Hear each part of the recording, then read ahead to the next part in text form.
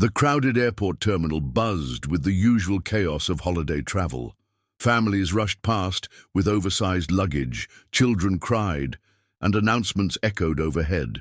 In the corner, hunched on a plastic chair, sat an elderly man in a faded military jacket. His weathered hands trembled slightly as he clutched a worn duffel bag. People walked by without a glance, their eyes focused on screens or departure boards. Then a young man in civilian clothes stopped. He wore a simple t-shirt and jeans, but his posture screamed military. His eyes locked onto the old man's jacket, specifically the small patch barely visible beneath years of wear. Without hesitation, he approached and knelt down beside the chair.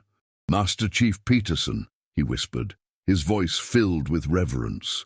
The old man's head snapped up, confusion clouding his tired eyes. "How do you know my name, son? Welcome to Grateful Stories, where we uncover the extraordinary moments that remind us of the power of respect, honor, and human connection." Today's story takes us to Denver International Airport, where a chance encounter between two generations of warriors reveals that true service never goes unnoticed.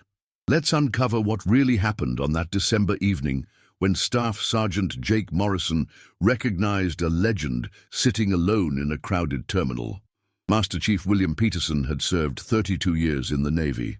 3 tours in Vietnam, countless missions that remained classified decades later, and a chest full of medals that now sat in a dusty box at home.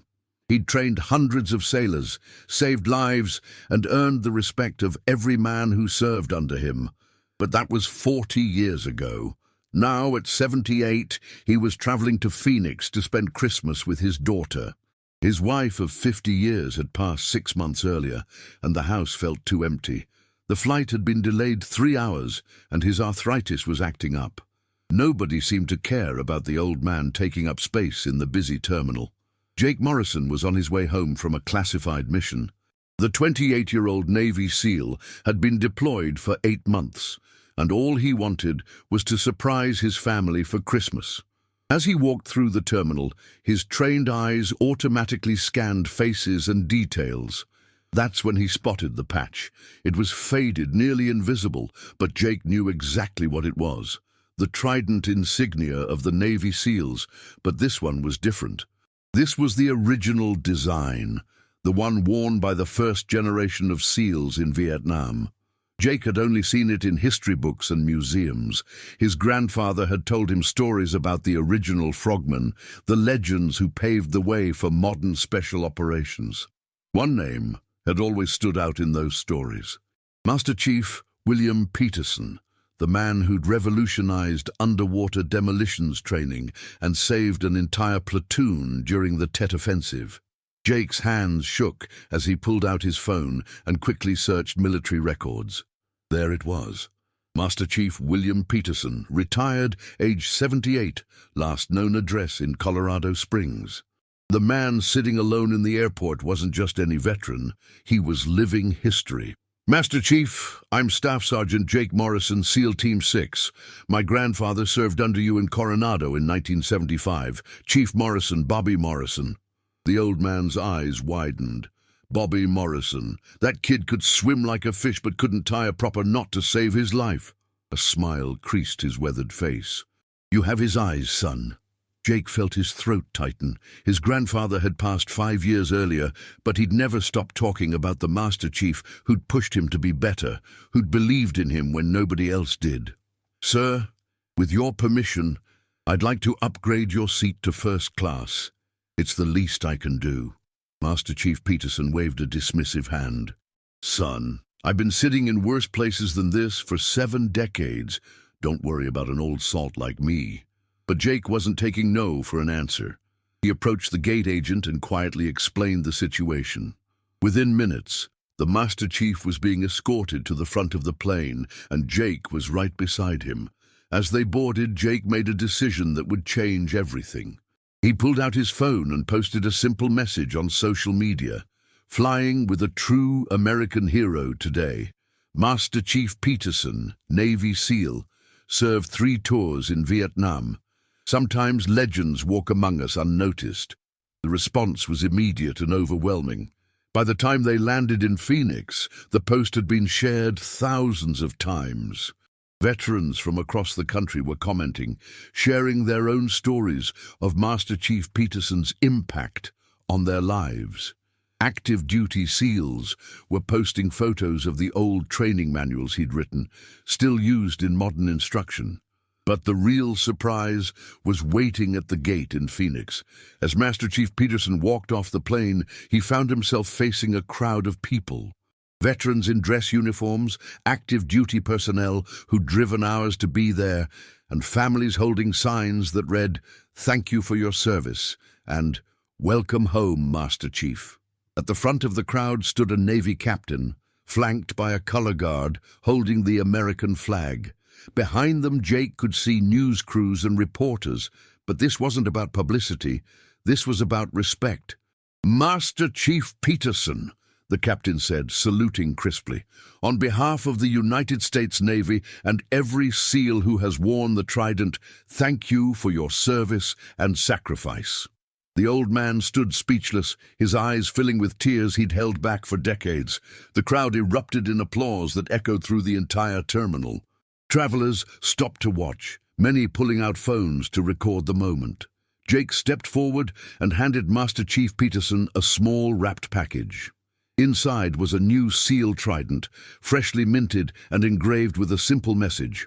"To the Master Chief, who showed us the way.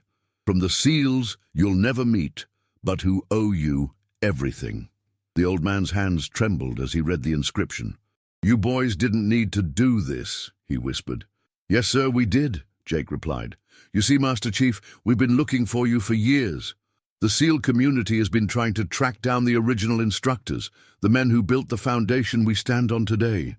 Your training manuals are still used at Coronado. Your techniques save lives in combat zones around the world.